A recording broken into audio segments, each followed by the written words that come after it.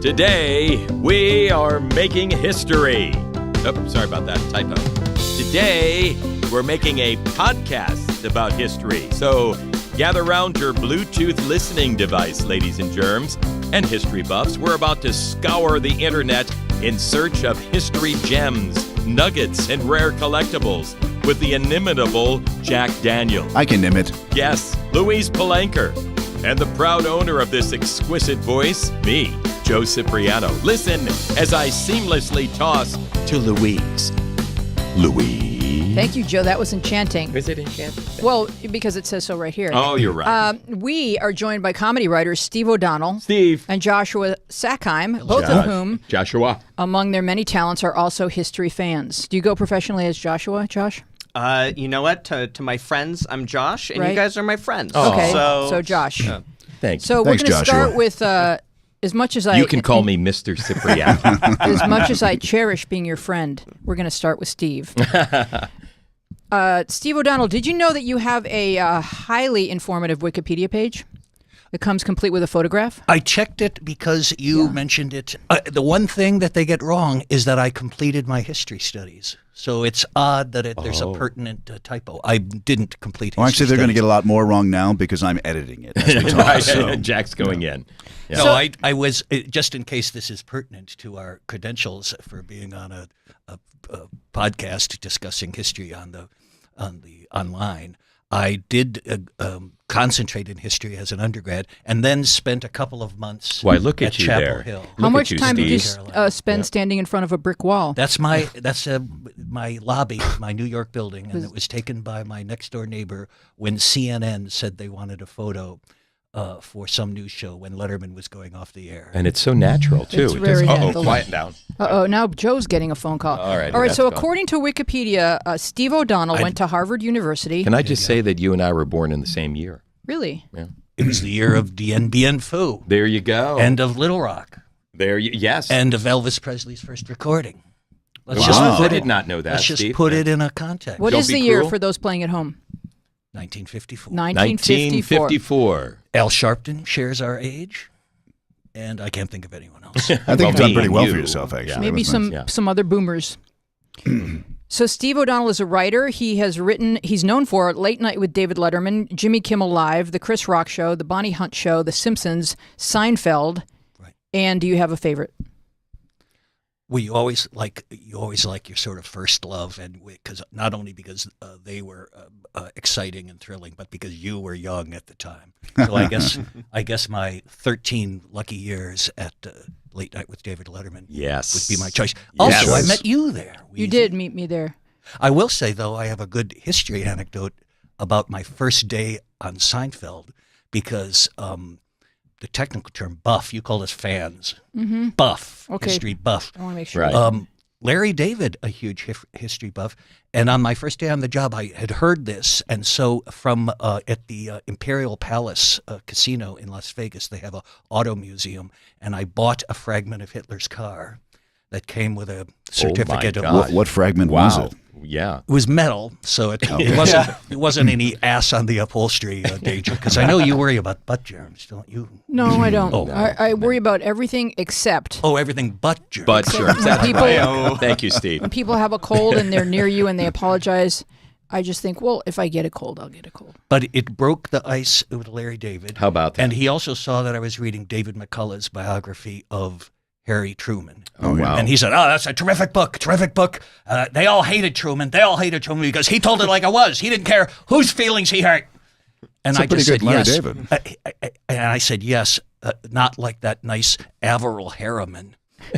and Larry David went, "He made an Averell Harriman joke. Did you hear that? O'Donnell made an Averell Harriman joke." Great. Wow. So he called me Averell Harriman for a while. Way to impress. That's funny.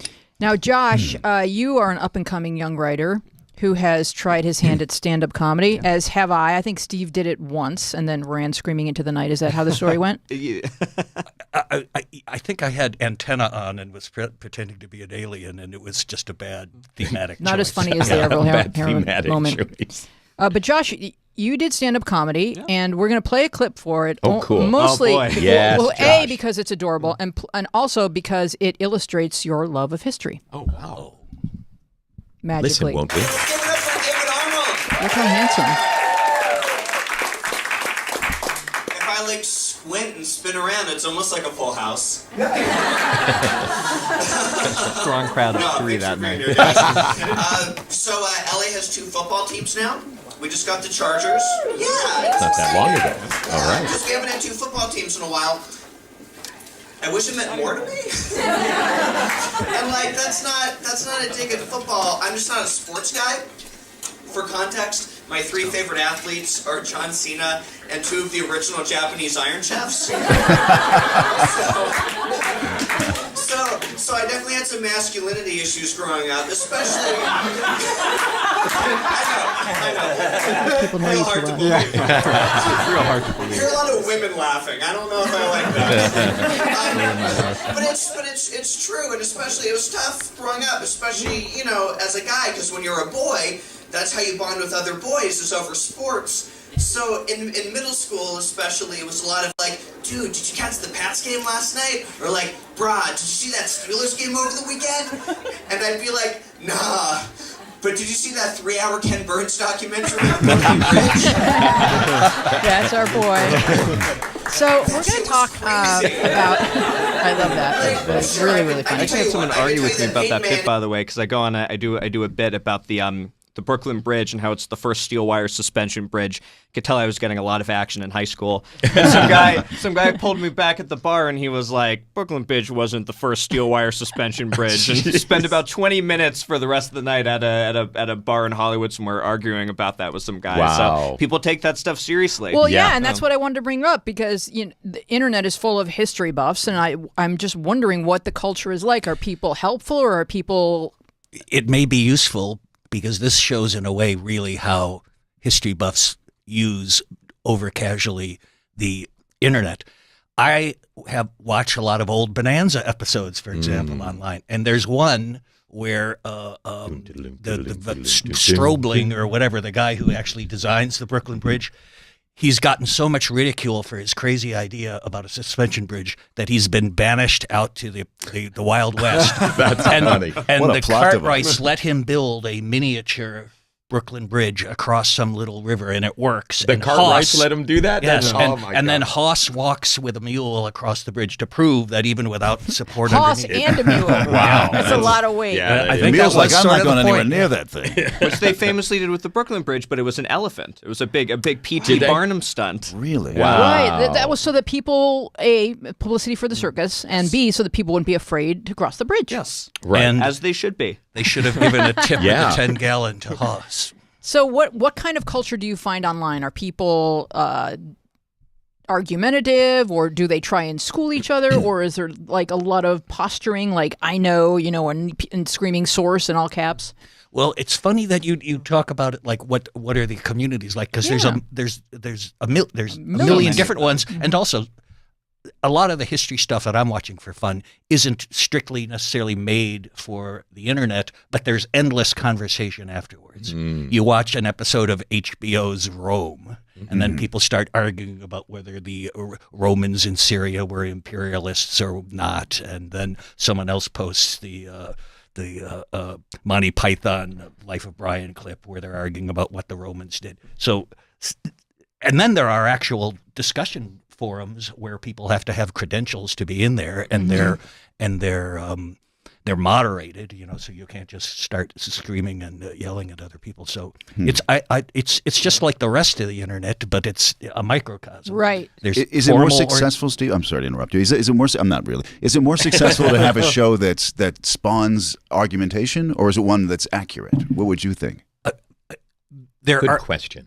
There is a plethora of these kind of shoddily mass-produced kind of clickbait history things that Right, are like yeah. Right. 10 shocking facts about Right. Roman centurions, Exactly. or the things you will not believe about Queen Victoria. Yeah. And then you go, and a lot of them are like, oh, that's not really right, or it's something about when MacArthur landed in a plane to meet Emperor Hirohito, and they have a jet plane land.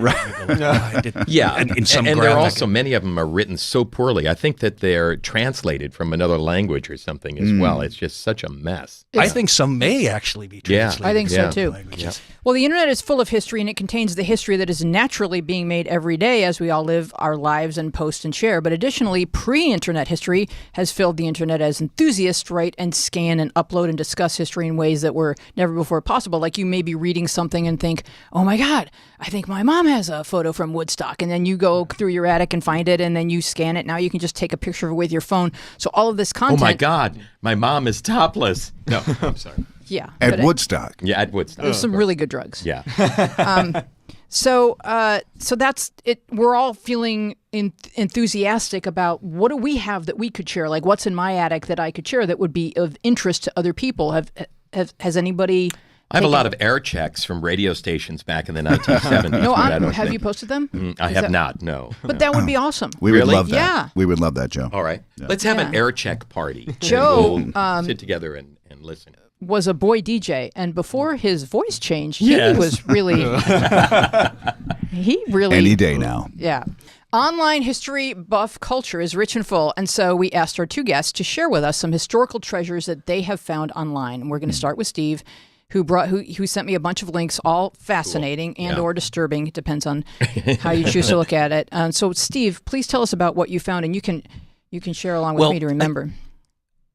First, we had the They're Constitution. not really treasures. In fact, the first one is horribly boring. Okay. And I chose it to point out that there are actual legitimate resources for that are used online. Like a Dewey Decimal. Yeah, type of, and of course every university has one too. You know, like go to the University of Delaware, and you can get some endlessly detailed, broken down links to every letter that H.L. Mencken wrote to, Dorothy Thompson or something like that. Point I me think at I it. picked I picked this Constitution thing because as you scroll upwards, or is it scrolling downwards? I never got that straight. You'll just PC or see Mac these question. endless links to documents that have to do with American history in the colonial period, and things that a generation ago you would have used up your lifetime riding the Greyhound bus back and forth to Duke and to Dartmouth and to Yale to get all the documents and transcribe them, or you'd go broke buying reproductions or having a graduate student Xerox them for you. Did you find this, Steve, because you were really interested in the content, or because you were looking to shop at Lululemon? I love Lululemon. Yeah. It's fun So- just to say. Yeah, you used to have to, if you were researching any sort of paper, you used to just have to find a book or find right away for something, or Or you had to go to the mall to buy your leisure athletic wear. right? Wasn't just Every- online for That's anyone right, to Josh, see. yeah. I remember that. Arriving via But Amazon. then there was microfiche. Then we would, kind of go to the Yeah. library. It's also and probably worth addressing the elephant in the room, which is I'm just slightly the youngest one here. I'm 8 years old. by a hair. But I mean, even when I was going to college, we still had like the microfiche machine in the library. No one was using it, but we had it. Yeah. I remember searching microfiche at the in Washington, D.C., looking through ships that came from Italy to America. It was the only way to research your how great. heritage. And great. what went did there. you find? Did you Jim? find the? I did. I arrival actually of the- found my grandfather. What was the name of the ship? Oh, shoot. I don't know, Steve. I'll have to go back and check that. Just because I was at Ellis Island like 2 summers ago, and I Love did that get tour. the manifest from the Franz Joseph II Really? that my grandparents were on. Wow. And it Wow. had a lot of things like they don't have dropsy, they don't have glaucoma. $23. in How much pocket. money they had on them, Are what their they destination- anarchists? Right. No, not anarchists. I Was think that my really- was that grandfather really had on? $23 on him as well. Yeah. How do you test for anarchy? Is that a self-reported condition? It's a litmus test. Yeah. You So- hand them a bowling ball, and if they try to light it, That's a trick question. Perjury trap. So Actually, the first things online were universities, and just, kind of looking stuff up was the first thing we thought to do with the internet. Is it was all very DOS-based. You had to type the exact prompt. There were no hyperlinks, but that was the first thing people thought to do, was to connect universities with each other and share information. And that's still a good sign, I think, if you're online and you're trying to find a piece of history and you want to know, is it real? If there's a .edu at the end, generally that's a pretty good sign. You're right. Yeah, that's right. That's a good measurement. So, Steve, you also found there's a fan site for the Axis History Forum for the Axis of Evil, I guess is what we would have called them back in the day. No? I think the Axis of Evil was actually Russia, and that was not a Reagan. What did we call the? They were Axis evil also, powers. and also Axis, but they used to get the Axis of Evil's mail. Oh, they did. So just the Axis powers. This is sort of in between. Like, this is in between a super academic site and a super moron screaming at each other site. This is exactly in the middle, because this is a sort of mediated site where they have to keep stressing it's not political. So by people mediated, you won't get antifas Right. going up against So does white that mean you supremacists. can't just post directly, that it has to be I have a no idea, moderator- because I've never taken part in any of I these. think what I try happens to is- avoid talking to people. It's odd that I'm here today. it is. It's. Well, I thought it's odd that and you're we're here so today as well. appreciative. I think what Steve means is, if there's a moderated forum, and maybe Josh,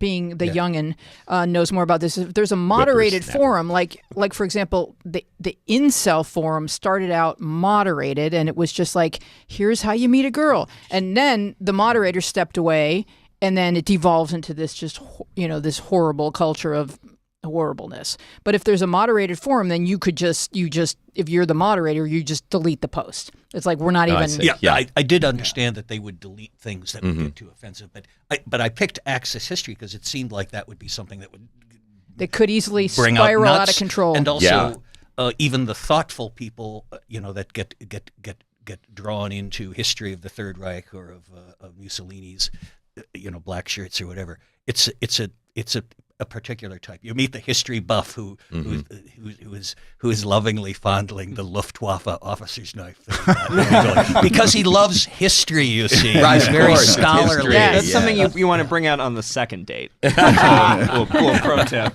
So tell us about this forum, Steve, and what you found there. There's just a million things. A lot of times they're very, very specific about social work in Romania in the mid-'40s. And I just like this. The question that I stumbled upon was Hitler an Aryan? And it was the sort of a paradox that I thought they noticed even in cartoons at the time.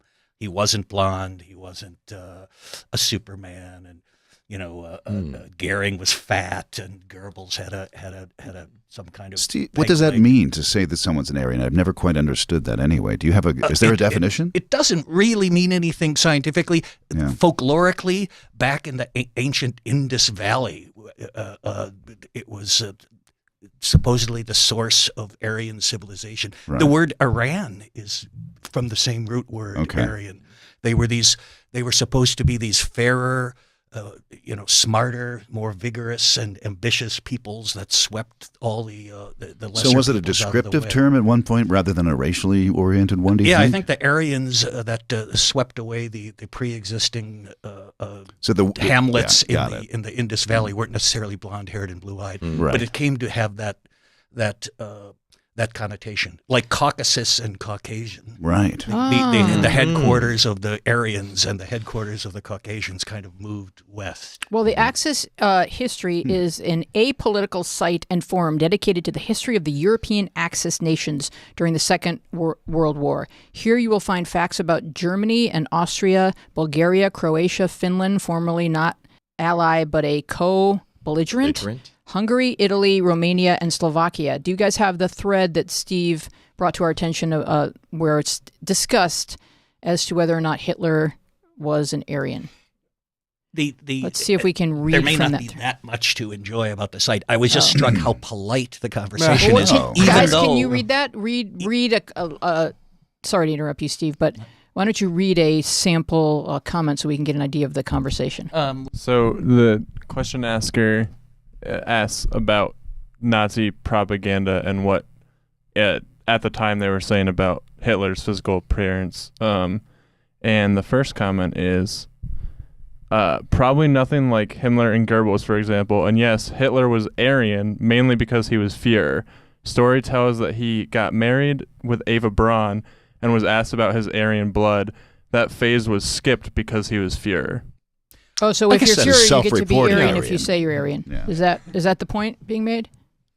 Well, if you go to the Nietzsche, it's all about will to power. So if you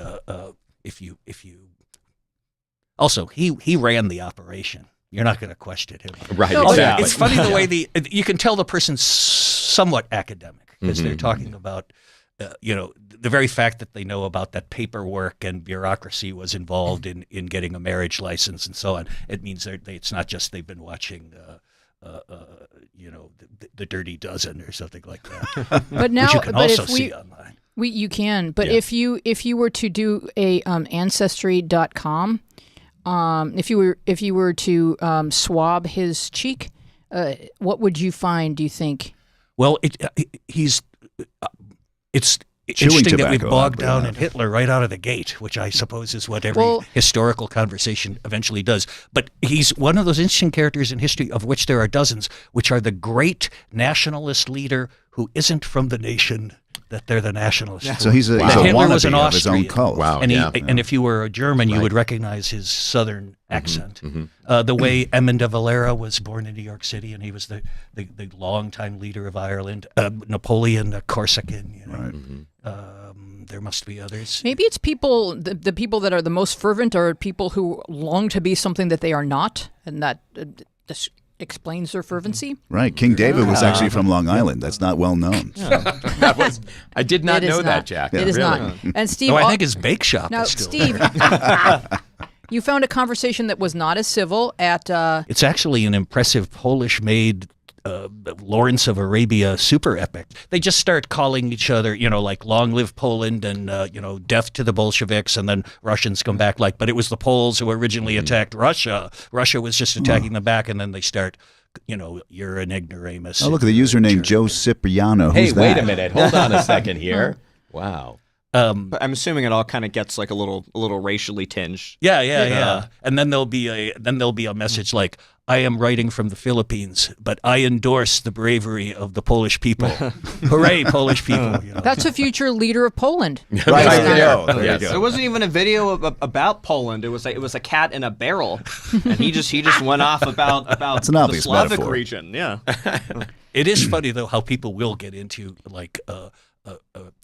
nationally and racially baiting each other, even if it is a cat in the barrel. I wish I knew what it was called. There's some kind of academic internet law that says that if an argument goes on for long enough, like someone's going to bring Hitler into it. Yes. Like that's the automatic shutdown of the argument is Hitler's going to come into it. Or you're like Hitler because of your rigid views. Or Well, yeah, I mean that's you're what, not enough like Hitler because of my rigid views. And we were talking about French toast versus waffles, and it escalated really quickly. No, if you're far enough Cowardly right or French far toast. enough, if you're far enough right or far enough left, you're a Nazi. That's it. That even though when I say that to people, they're like, no, because Nazis are fascists, and that's right.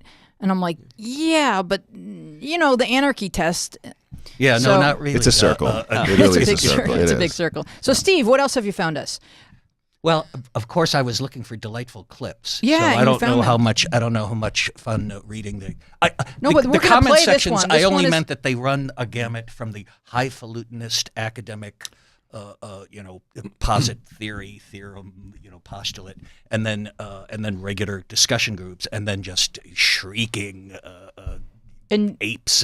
And that's YouTube, which it isn't unmoderated because the person who posted that video has the option of deleting comments, which I know from being a YouTuber. So it's just unmoderated if you don't pay any attention to the comments. Like the first video I ever posted was shot by me 10 years ago with a point and shoot camera when I realized it shot, hey, these shoot video. And it was just me in Estonia with my sister and my nephew.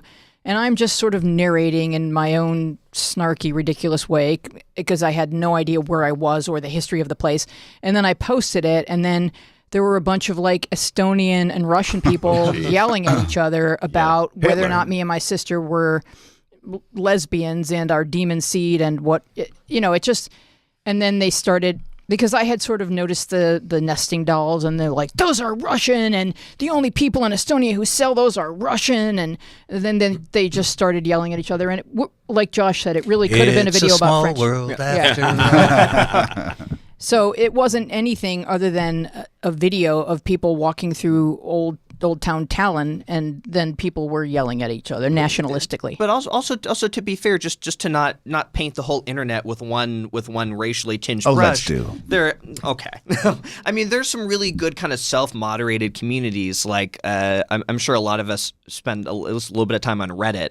And Reddit, which is essentially kind of one big aggregator, has a really good history community. And Reddit's kind of like self-moderated, because you have the option to to click like on something, and if it gets enough likes, that comment gets really high. If it gets enough downvotes, that comment goes really low. So especially on like the history forums that are really good, if someone comes out and they just and they just start talking about Hitler because they feel like comparing somebody to Hitler, and that gets enough downvotes, that's the mob is going to kind of force that to the bottom. I like that because it sometimes seems on the internet like the bad people are just louder. There's not more of them. They're just louder people, and they post more often. But there's actually more nice people in the world. Yeah, and it can even be kind of inspiring if you go to like a Royal Navy site or something about the golden age of sailing ships or something. And then you'll know there's just a lot of average hobbyists and readers, and they're exchanging words and information in a way that's very like, you realize they're real connoisseurs of, boy, look at that brigantine. Well, I think that's also the community, right? Like for some reason, I found that like people who are like train enthusiasts, like steam engine enthusiasts, are always really sweet people. Yeah, they just want to be helpful, and they want other people to be passionate about what they're passionate about. And there's a sort of nostalgic, sentimental, backwards-looking, half melancholy aspect to it as well. But Unless you trace the Jenkins train to caboose Hitler, is which- very Aryan. By the way, the name of Hitler's private railroad car, do you know this one? No. It was called the America. Really? Wow. Wow. I don't know But what to that say. predated the Dumbfounded. hostilities. Yeah. Oh, did it? Okay. Steve, can you tell us about the video that you found about the Star Spangled Banner with which you took issue? Well, yes. I think we can play this. Okay, this one, right? Because this is a homegrown documentary. I feel like we can play. Yes, it it comes from made Mona for Rose. online. Yeah. And noble in intent, but just inaccurate. Oh, and sorry, if I could just jump in real quick, because Steve had also sent this to me before I got on the show. If you close your eyes, it sounds like Patton Oswalt is narrating, which I think really makes it something. Francis Scott Key was a lawyer in Baltimore.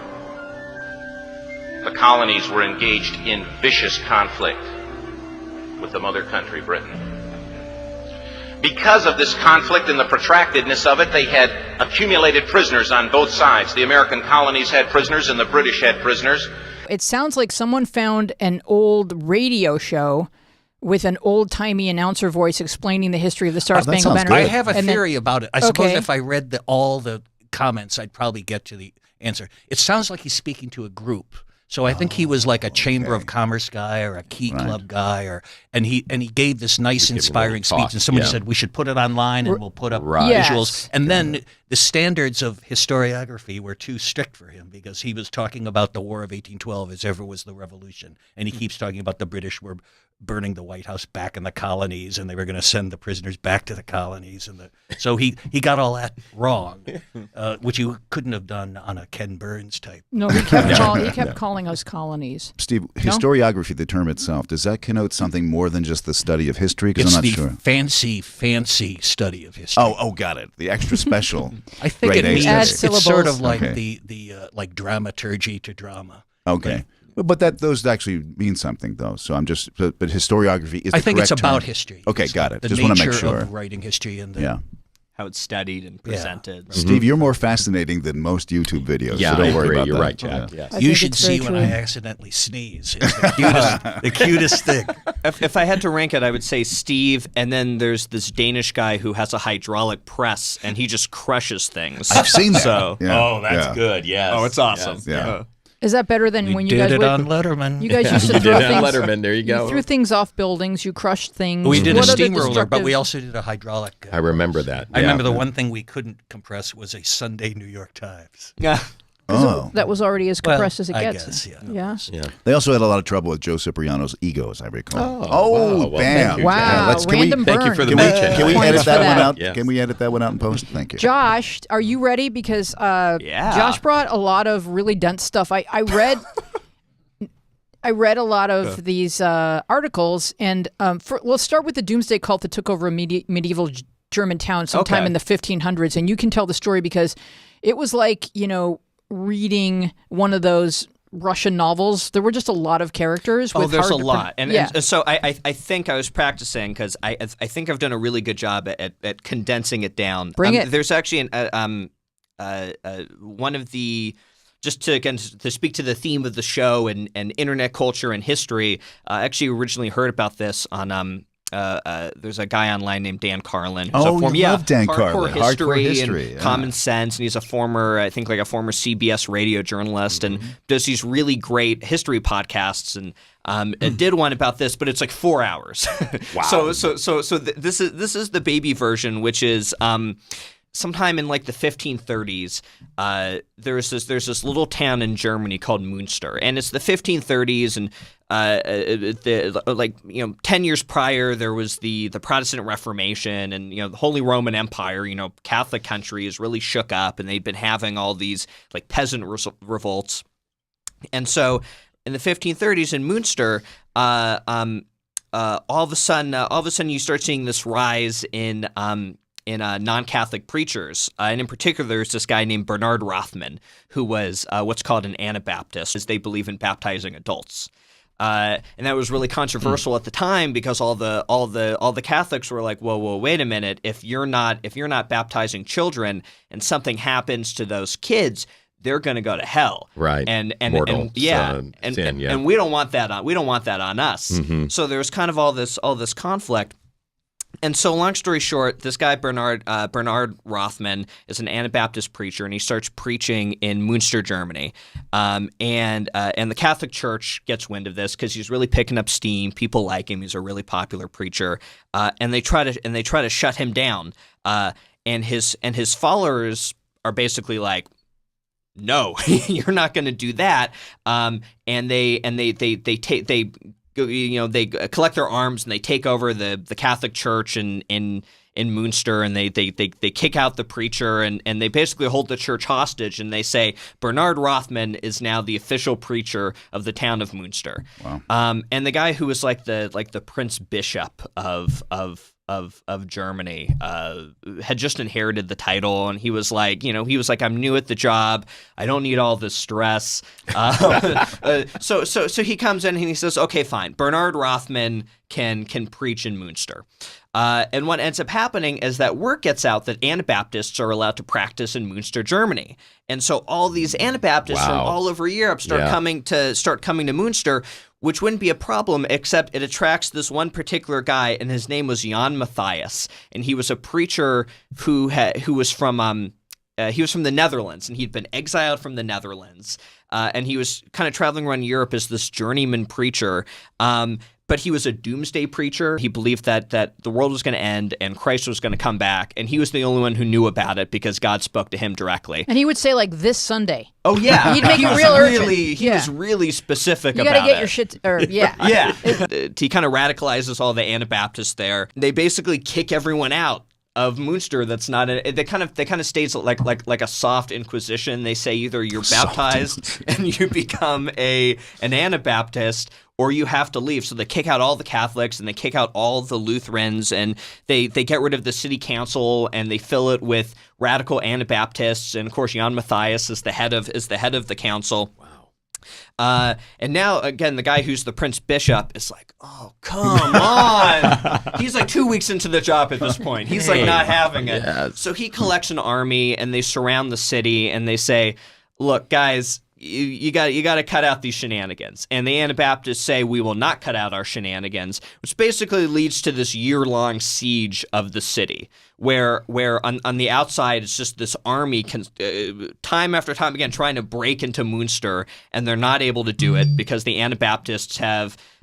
fortified the city, and they've placed cannons all around it, and eventually.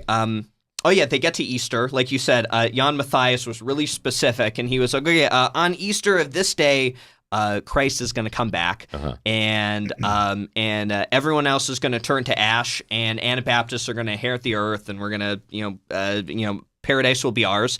And of course, it doesn't happen. How'd that go for he's him? like Yeah. a scheduling mix-up. Yeah. Let me get with my girl. Meant. So Yeah. he's trying It was to totally figure out why his cloud and his iCal aren't syncing. But also he has a bunch of angry followers, and so he has to find a way to energize them. And like I mentioned, there's this army surrounding the city. So he decides to come out one day, and he says, God spoke to me, and he said that I personally need to lead us into battle against the Prince Bishop's troops.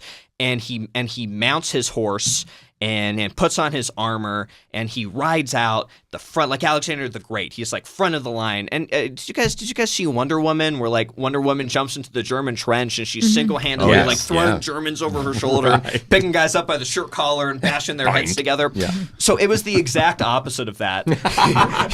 he like immediately gets like impaled by a spear. Oh no! And dies. His lieutenant, who in his past life was like a baker, Jan Matthias's lieutenant takes over, and basically is Jan Matthias 2.0, says, well, Jan's dead, but it's okay because I can also talk to God. Also, God just called and he said polygamy is cool now. And it gets really, really bad in Münster. They start taking everyone's private property. It got so bad that people who were Anabaptists started escaping the city, and all it took was one guy leaving the city, turning sides and going to the Prince Bishop and saying, I know a way to get your soldiers into the city. And this is where it turns into a really kind of fun, grim medieval story. Very medieval. Is this Anabaptist turncoat leads the Prince Bishop soldiers into the city. There was like an underguarded gate somewhere. Right. Leads Back the soldiers. door. Yeah. Always a back door. Yeah. Leads them into the city. It's like a real one-sided fight. They slaughter all the Anabaptists. Then they rounded up the leaders, and they took hot tongs and they tore their skin off. And remember, this is the Middle Ages. So this was like a spectator sport. This was like Pacquiao Mayweather. So they tear their skin off, and then they threw them in cages, and they hoisted the cages above the they have like an old medieval church in Münster, and they with like a big tower, and they hoisted these cages to the very top of the tower. And to this day, if you go to Münster, Germany, they have those cages. They hung those Anabaptists in. Still hanging there. Do they also have cheese? I was going to go there, Wheeze, but because I would rather didn't have dare. the cheese. Yeah. When did they start making the cheese? When did they start? Yeah. You know the crazy thing? I don't think there's a correlation. No, there's not. That's funny. It's spelled differently. I'm sorry. So there's the cages. Those are the cages, and they're still all these years later. They're still hanging. Oh, I see in Nicholas. Münster. One is called Nicholas. Oh man! And all those Anabaptists, do we presume they were baptized before they were stripped what about of their skin? They shed their Yes, they were presumably baptized. But that's just a great example of, I think, the internet doing history and history buffs justice, because for years the only information on, and it's such like a crazy story, and the only information on that was in like old German language books, and it wasn't until kind of the rise of the internet and sharing resources over the internet that someone was even able to source and tell that story. It's an amazing story. My God. You know what I love is how wonderfully enthusiastic you are. And you get your passion, especially is when you got incredible. to the skin part. It's like when you're it's like when you're in like third grade and you're playing like the Christmas tree in the school pageant, and your mom's like, "Remember to smile." And you did, Josh. And they pulled out the hot tongs. Yeah, that's right. Now, Steve, I know you're a World War II buff, or is it a Civil War buff? Like, what's your most buffy? My childhood was in the 1960s, so it was timed for the centennial of the Civil War. So, and I had a twin brother, and we have cute photographs of us, one dressed as a Yankee and one dressed as a rebel. Really, I which did one want to were you? mention about the A war Anabaptists, between though. brothers. Yeah, Between literally. twin brothers. It was sad about the Anabaptists because they got their skin flayed before they got to enjoy the polygamy. Yeah, Oh, Like the the timing of polygamy that was in is place. just- for so short. actually, Right. that, Good of that's you to point this is that the real out, thing. Steve. That's really what made this guy a con artist. It wasn't that he lied about talking to God. It's that I think only him and like 4 guys who worked for him got to enjoy the Got to- polygamy. And that guy had like 16 wives. Yeah. That guy was like really He deep went in buck wives. wild. He Yeah. went all in on the polygamy. He was like, Jessica? He just... Frau, or whatever their names are. Frau. So, Civil War. So do you have a favorite untold or unknown intriguing Civil War? Or make Boy, something up. it's kind of fantastic make just how thoroughly combed over the Civil War is because there's so many enthusiasts. But it's also impressive with all these subjects that there's new areas, about the submarine technology in Charleston, South Carolina, and how they're all these areas they were working on. The Merrimack and the Monitor, is that what that is? Yeah, well, I went to Very good. Fort Ironclads, Sumter, yeah. and I took a picture off the side of the boat and texted it to Steve. I was like, I'm at Fort Sumter. So I know. Don't shoot anything. I love the names of the generals involved. Braxton B. Yeah. P.T. Beauregard. They're just Beauregard, they're just so lovely. And also something we can't appreciate from this perspective: how many of the generals and soldiers were foreign born, how many would have had Irish accents and German accents, how many of them were 17 or younger, and also how young the generals were. There were like 100 Right. Union generals that were under 25 or Wow. 26. And Custer was like, I think he was 22 when he became a full brigadier. But it was a super melodramatic time. I mean, just hyper interesting. And then also like World War I, there's that strange counterposing subtext of gaiety. The jolly songs and the music and the fife and drums and the. But maybe that was propaganda. Yeah, probably a lot of it was propaganda. We're going to hang Jeff Davis from the sour apple tree, and And then flay him, and then eat him, and then use some Munster cheese. yeah, but then I think they were also like fun. It was You know the old song. They came out Morale to watch. boost, Jack. We're Well, going they to came skin out you to right watch now. the battles before they knew how. at first they did. Yes, at the first Bill. Was that Run. really a thing? They would have people come out and spectate? At first, before they realized how bad it was going to be, they thought it was all going to be With storm umbrellas blowing. and Yes, picnic tables at Bull Run. Wow. The socialites from Washington Yeah. came out in their buggies and their phaetons and their Amazing. coach and sixes and stuff. But once they saw how horrible it wasn't. They hightailed it back. Plus, also once the Yankees got a good licking. Well, didn't Lincoln himself go out sometimes and monitor the war from a far field, but still so that he could see what was going on? He certainly was closely involved. I don't think he was ever up in the front lines. He was in danger, certainly. Another interesting fact is just how many of the generals and officers were indeed killed because they were right in the They were line. fighting, They weren't yeah, miles leading. behind. Right. Yeah. Weren't miles behind. Lincoln, by the way, as much history as you read, maybe some of you guys and Wheezy, you may have had a similar inclination to read biographies. He's the one historical figure who kind of holds up. Like I loved Jack Kennedy when I was a kid, but the more I read about him, the more it's like, Right. Right. and I loved FDR. I mean, I still am fascinated and admiring of all these characters, but they're human foibles Right. here. Yeah. Lincoln had foibles, and Lincoln was much more of a politician and a deal maker than we realize. But the largeness of his spirit and the honesty of him and the beauty of his thought and it holds up. He's the one character for me that holds up. Maybe there's others. Maybe if I read more about St. Francis or something. Now, Josh, you did bring some interesting World War II stories that we all may enjoy. A lot of World War. For some reason, that's the war. I'm sure Steve will back me up in this. That's the war that all the crazy stuff seemed to come out of. I think it's just because if you've seen historical movies like The Corps or Armageddon, nothing spurs technological advancement like fear of imminent destruction. And that was very much on the line for all sides involved in World War II. And so because of that, you came out of that war, obviously, with things like, technology that led to rockets that could leave our atmosphere or, advanced computers. But it also led to a lot of really dumb stuff that didn't go anywhere. And those are the things that are my favorite. And we have more of a recorded history of all of these ideas because during the Civil War, you didn't really maybe have a quill or a writing table out in the field. But in World War II, there were typewriters, so people who came up with maybe harebrained schemes had a chance to type them out and keep them. Harebrained schemes, of which there were many. You brought up the submarines, and during the Civil War, they was it the Union?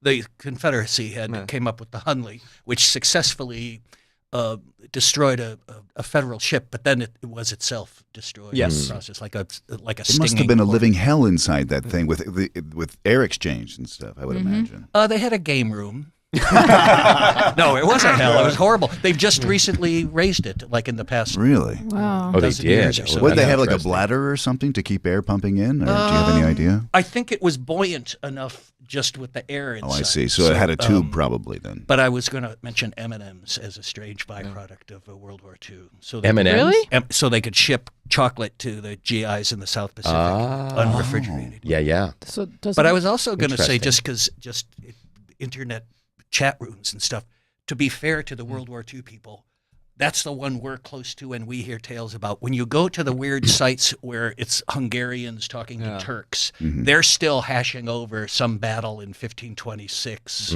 where they go, Blood feuds. well, at the Battle of the River, Margosa, the Turks were animals. Well, that's someone because else the going on and on Hungarians about had- the yeah, River yeah. Margosa.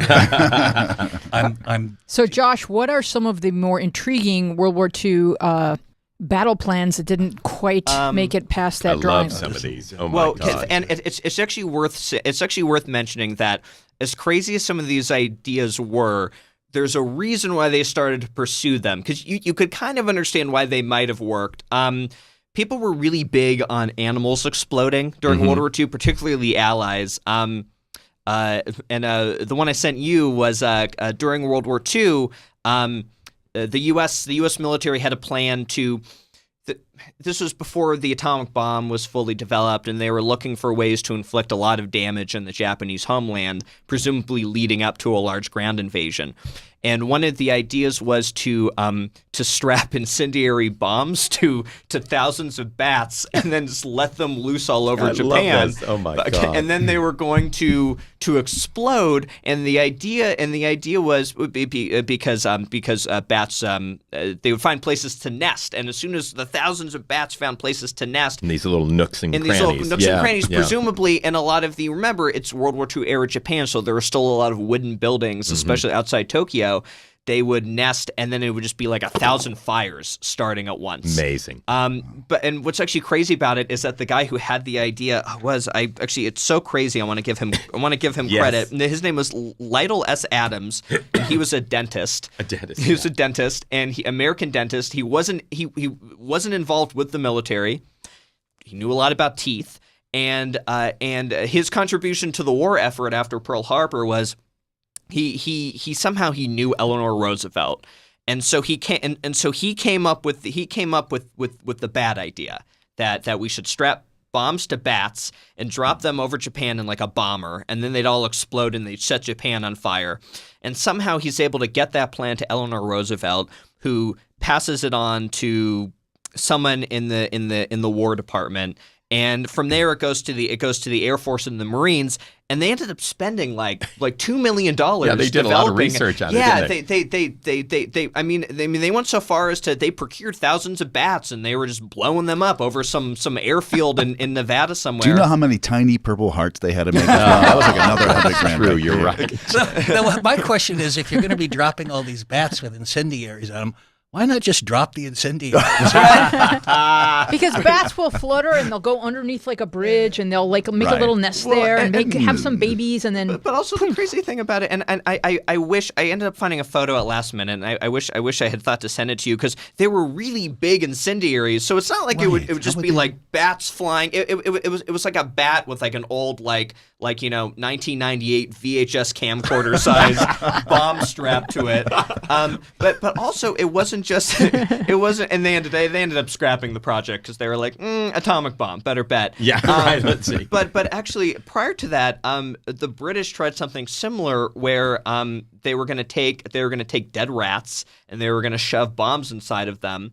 And then they were going to sneak them into German coal supplies. And the idea was that when the Germans were loading up coal into their boilers, they'd throw the rats in, and the bombs would go off. Yeah. Yes. And Brilliant. again, it's something like in theory. Oh yeah, that's it. There we go. Yeah. There's a bat. The Japanese were never going to notice. No, they'll never see. And it's like, doesn't the bat notice? Isn't the bat like, what the? The They bat can't is see. They can't that's see. Right. What It's the crazy exhausting. hell is on my bat? That was a mess too, because then it's like okay, so then we have to transport the bats all the way from the U.S. to Japan, and you have to keep them like sedated or hibernated. So they had to so they crafted these like giant like ice cube trays to keep the bats cold, so that they'd hibernate.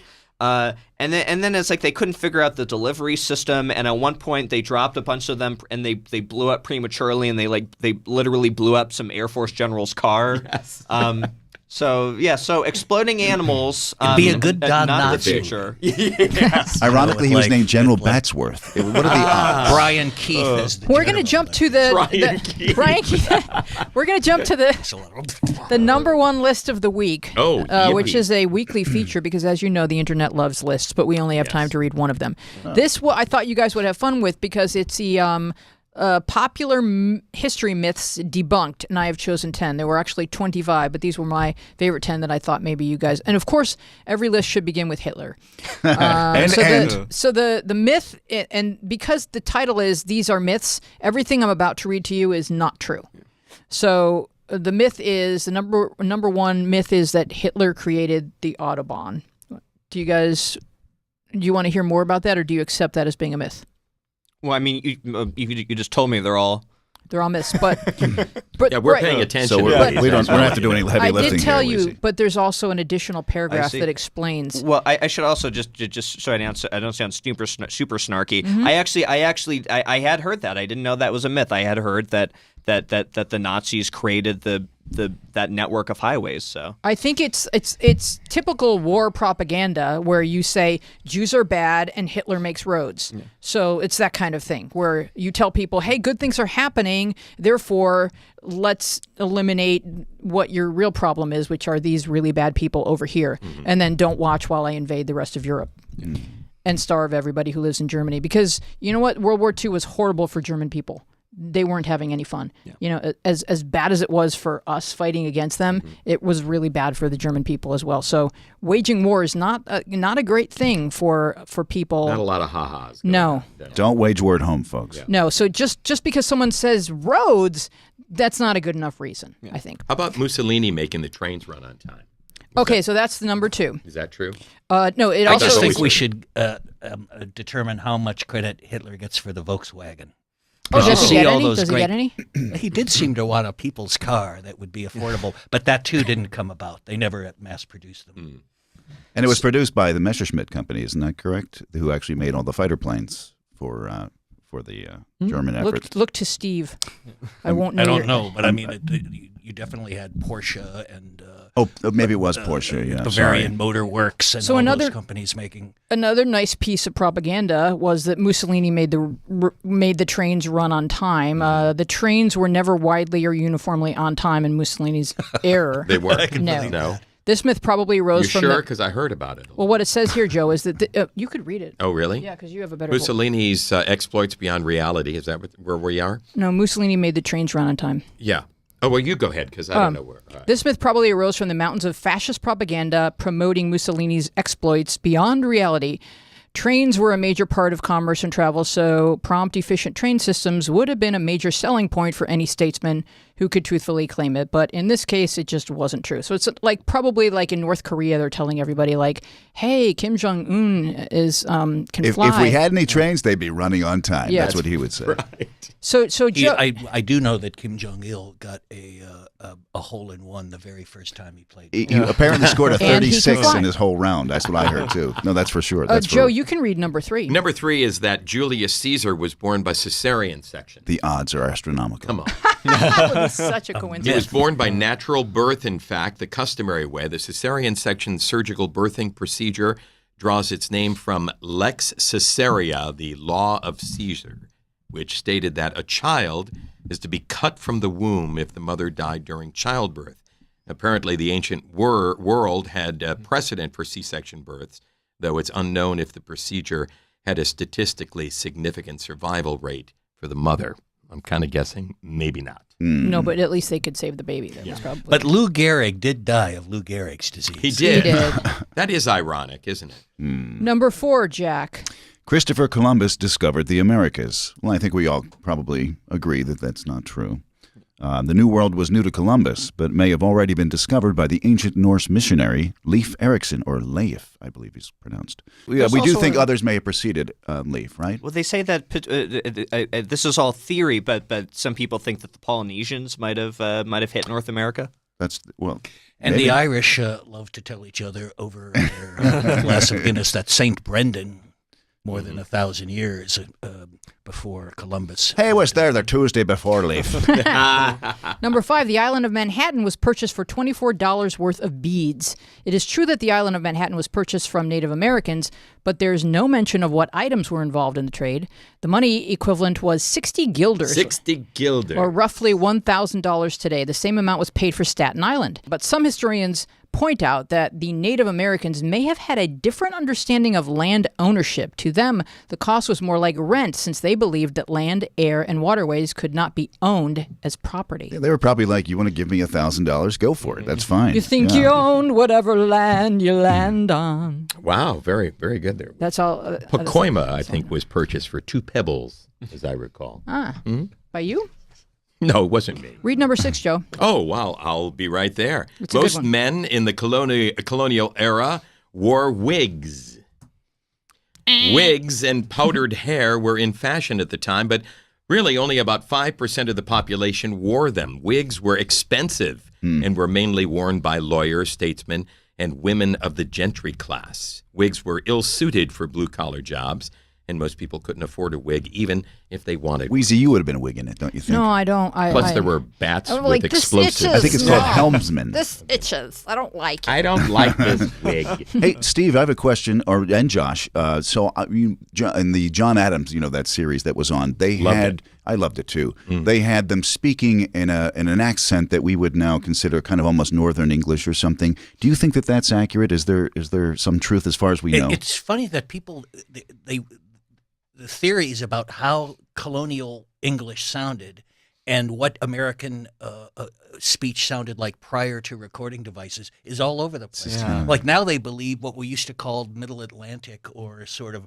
received pronunciation didn't exist anywhere ever. Wow. And that it was created by Hollywood. The old kind of Orson Welles or the way of- BBC, Yeah. maybe. No, but here's what I would say. But when you sort of look at Australia or Right. you look at South Africa, and then you sort of go, okay, there was something. They said, but did Bostonians sound the way Bostonians sound now, or did they sound more like Australians? Well, I mean, there is a theory that if you were to consult a linguist, which I am not, but I've read about them online, there is a theory that the kind of the old English accent sounded closer to the way that we speak, and then what we think of as the King's English or that kind of highfalutin English accent was actually crafted by like upper crust Victorians because they were trying to find a way to distinguish themselves from commoners.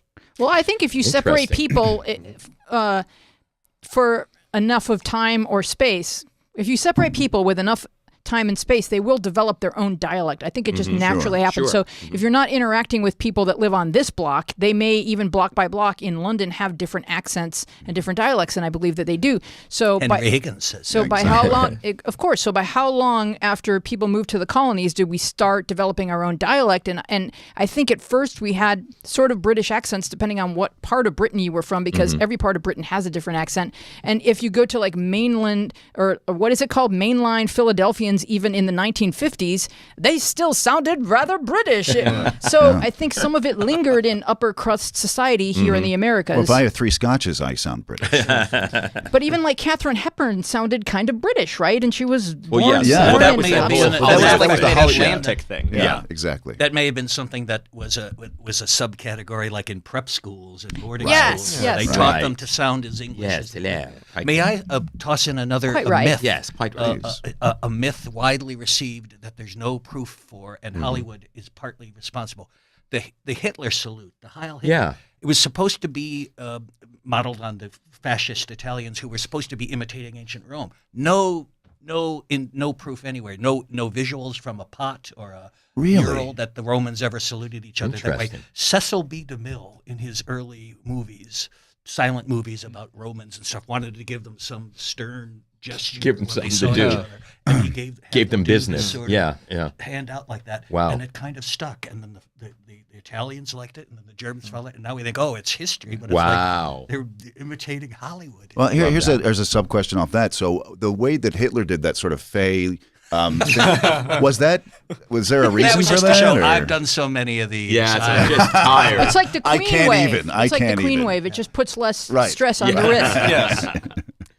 Well, All a right. lot of people don't see, a lot of people don't see video of this, but Hitler was always kind of using those, those little clamp things that you use to, Hand Strength. exercise. yeah. Der Hardenklampen. Actually had surprisingly strong wrists. So. He did. He did suffer from a little carpal fascist The syndrome. There's very well, all the footage is creepy, but in the last months of the war, they have the footage of him decorating the boy soldiers in his hands. Oh, right. vibrating Oh, yeah. because He was on about 50 different drugs by the end of his life, and yeah, it was just a. And by the end of the war, they're all generic, so they just weren't working.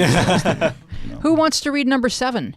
You want to do one, Josh? Josh. Yeah, sure. Here you go. All Here you right. Here we This go, is a Josh. good one. Number 7, Josh. You're going to like this one, Josh. Number 7. Number Now 7. Joshua Ooh, with number Thomas 7. Edison. Yes. Number 7. Thomas Edison invented the light bulb. What's that you say? Thomas Edison invented the light bulb. I say not. Contrary to popular belief, the light bulb, a mainstay of modern life, ubiquitous in the developed world, had been around years before Thomas Edison ever created one. Edison's contribution was to improve on it. Edison's version of the light bulb improved on the filament, used a sealed vacuum, and had a lower voltage than others at the time. The result was a marketable product that could last for hours. Edison's design has been improved upon over the years. I think the award-winning filament was, maybe according to the Mickey Rooney version, a thread. But I'm not sure. But actually, Edison had like a whole kind of factory full of young inventors. And Guys working for him. Yeah, so he may not have even been the guy with the winning recipe. Yeah. But Might then have there been. was like a big war over who was going to own the streets. Like once they started lighting up Right. neighborhoods and stuff like that became the big war, like AC versus DC. And Tesla. yeah, Right, and right. It became between Edison and Westinghouse a very fascinating saga Well, for another day. And he, just to go back to elephants, because anytime you could bring it back to an elephant, Why you not? gotta. Edison famously electrocuted an elephant. To prove that the bridge was walk-worthy. He tried to prove that DC was safer, but it's actually It's actually not. But he wanted to let people know that Tesla's system was dangerous, and to do that he used Tesla's system of electricity to electrocute an elephant. Although we don't know, maybe the elephant was on a bridge, maybe the bridge wasn't safe, and maybe to keep people off that bridge, he electrocuted But that actually, elephant. See that? alternating It all current comes back it is the winning invention, and because DC could only go so far, and alternating current could go much further. But when people were first kind of lighting up their houses, you can imagine how scary that was. If you had kids in your house and you saw an elephant blow up, you might not want to plug anything in. You know, we didn't know that it was safe. It was a scary time. Steve, would you Plus, read number? DC's heroes were so much duller, Right? Marvel, they were They're dark. Nothing can kill them. and funny. Thomas Edison also famously electrocuted Aquaman, but no one talks about that. He was asking for it. Number 8, Steve. I didn't know this one. Wall Street suicide jumpers. No, 8. Oh. Great with history numbers. Now I'll go backwards in Yeah. time. Nero fiddled while Rome burned. It's a myth. Is a myth. It's a myth. From the time when they actually He actually was playing a synth. Metaphoric. It's only true metaphorically, he says, or she, or whoever created this paragraph. Nero was a vicious tyrant who was notoriously indifferent to the suffering of his people. But he did come up with the Volkswagen. No, but he didn't literally play the fiddle. Right. I know that he did a lot of the stuff you see the actors do in movies. He did do write bad poetry and be very full of himself. Grandiose, yes. Joe, would you like to read number 9? Well, of course, it's something that Steve was hoping he was going to read. Wall Street suicide jumpers and the great stock market crash of 29, countless bankers, brokers, and investors lost fortunes, but the rate of suicides actually declined. Whatever the reason, the suicide rate did not increase, I'm here to tell you, after the 1929 crash, because it says it right here. Yeah. Even when people did take their lives, window jumping was only reported in 2 cases and was not an Olympic sport. 2 cases, you say? 2 cases. There's a lot of speculation in that Yes. paragraph. And I'll just do number 10 quickly. Please do. Marie Antoinette once said, "Let them eat cake." Let them eat cake. First of all, her English was terrible. Not so she wouldn't true. have said it. Not true, because she would have said it in French. And Je te fasse pas. but the quote kind of gives the impression that she's thinking if they don't have bread, then why don't they eat cake? Thinking everyone has cake and bread and the choice, and therefore her being completely ignorant as to the suffering and the hunger of her people. But she actually was much more charitable than that, and she knew that people were actually starving, and she would not have said such a thing. But did they behead her anyway? I can't remember. Who was the president They did. who couldn't do some mundane task like buy something at the market or something? Remember that? I think it he didn't was- know the I think price they, of. I think they teased the elder Bush about. That's what it was. But Yeah. not because he couldn't do it, but because he was so stunned to see the electric Oh, that's scanning right. code, which was what they still come up sort with. I mean- of new, but it was like maybe it was Oprah you're thinking of. If when you've people been- saw her trying to pump gas. No, I was thinking of Bush. If you've been president for 4 or 8 years, the way technology moves forward, That's true. assuming that people do things for you while you're in the Miss a White few House, things, because yeah. I know that Ellen went to CVS with Michelle Obama, and Michelle did not have any idea what was happening. But, because now you have to check out your own items, and she was like, Who really can do that? Also, by the way? yeah, right? Yeah, I mean, come on. All right, go ahead. Sometimes Steve. it doesn't I know stand. one thing about Yes. the Marie Antoinette quote is that it had already been attributed to 2 or 3 queens prior to her. So it was like a running thing, like, But oh, she made it she work. doesn't care. That would have been the time for her to have bats fly in. tiring. With Yeah. cake The bombs. bats Yes. should just fly right And that in. would have Everyone the whole needs to thing just around be for her. skinned at this point. Goodness. So who wants to do Facebook feed time? Anyone? Who's excited about it? This comes in from Eric Canali, and he writes, possibly the best menu items I have ever seen on a food truck.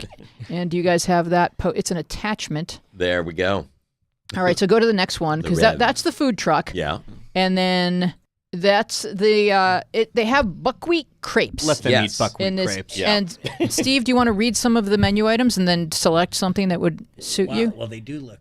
They do look They look yummy. like they're named for their creators. Right. Skinny French guy from Los Feliz. Bearded guy from Silver Lake. I don't think you want to see bearded in a I don't want to see. No. No. No.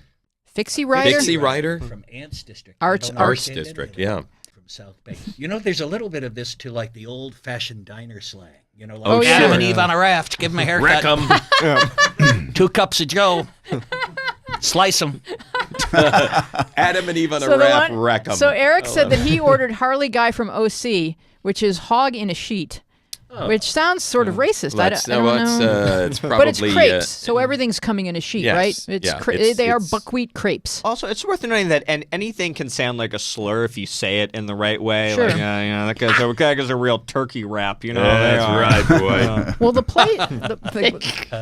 place gets an A, so I would. Well, that's good. Yeah. All right, and now we have what's Twitter trending, and I thought this was a good way to end the show. because it was Twitter trending. Mm-hmm. And it's also just a good way to end a show. Hashtag World Kindness Day. Gamora Vote Out Hate tweeted, if speaking kindly to plants helps them grow, imagine what speaking kindly to others can do. Spread kindness and help bring change to our world. And would one of our guests like to read what Kermit the Frog tweeted? Who's following Kermit the Frog? Anyone? Not He following does have him. a Twitter Yeah. account. Oh, he's verified too. Yeah, he's verified. This is the real Kermit. All right, That's Josh, Kermit. go ahead. This hashtag World Kindness Day, remember that when we are good to one another, the world's a little bit brighter. Aw. Nice. They look like a happy could get family. behind Dude. that. Yeah. I like Piggy's pearls.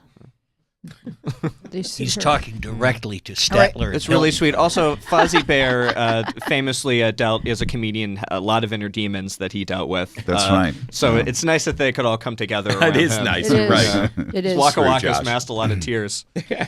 Does anyone have anything to plug before we close? Steve, what's your latest project of note? I'm looking forward to eating a large meal on Thanksgiving. Ooh, that's lovely. Are you? Where are you Yeah. going to be? I'm going to be in historic Virginia. Oh, With are we all family? traveling? Well, with my nephew, who, as a little boy, growing up in Newport News, Virginia, when it would go out in their woodsy backyard and dig with spoons, and he would find stuff like Wow. pieces of porcelain plate that was actually from the 18th century. Wow. Now he's a young man and he's a working archaeologist. He's an that's archaeologist. so that makes cool. sense. I That's just good. love Love that. something like that works And out. what's his name? Darby O'Donnell, Darby O'Donnell. go. named for his grandfather. So you'll be, where is that? In Virginia? you said? Virginia. Yeah. Yes. I'll be in Connecticut. You're going to be in Connecticut Yeah, with where who? will you be? With my brother and family. I'm going to be in San Diego with Neil and Molly. Oh, lovely. Yes. Josh, what are you doing? I'm nothing. All right. Right here So with you him? and Jack can Make get something together. up. Yeah. But if you want Jack, to invite him over, will you? If you want to find me on Instagram, Yeah, let's do that. you can go to at Joshua Sackheim. And generally post a combination of comedy show dates and information when I'm on podcasts like this, and also pictures of my pug. So Ah. Oh, what a perfect combo. Jack, will you be here in Los Angeles? I will, Yeah. and I'll be seeing you this weekend at Yeah, we the will. Voice Arts Awards. That's right. We have a big voiceover community award show. What is there? Am a I up nickname for that anything? award? It's called the SOVIS, the Society of Voice Arts and Sciences. Yeah. So the SOVIS Awards. Yeah. Actually, what is the award called? The Voice Arts Award, I think?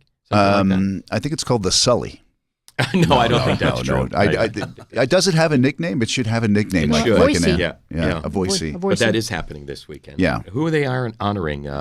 Oh, it's one of my favorite actors. What's her name? Sigourney Weaver. Sigourney Weaver. Yeah. Yeah. Well, enjoy. I want to thank Lane McFadden, Francesco Damondo, Devin. Do I know your last name, Devin? Devin Fay. Devin Fay. David Cork. Devin Fay and the orchestra. Jack singing the ever Daniel. popular. Hey, Jack. Joshua Sackheim, Steve O'Donnell, Joe Cipriano. Louise Palanker. I'm Louise Palanker. You are. And we will see you next week. Goodbye, everybody. Tiffo. Be kind.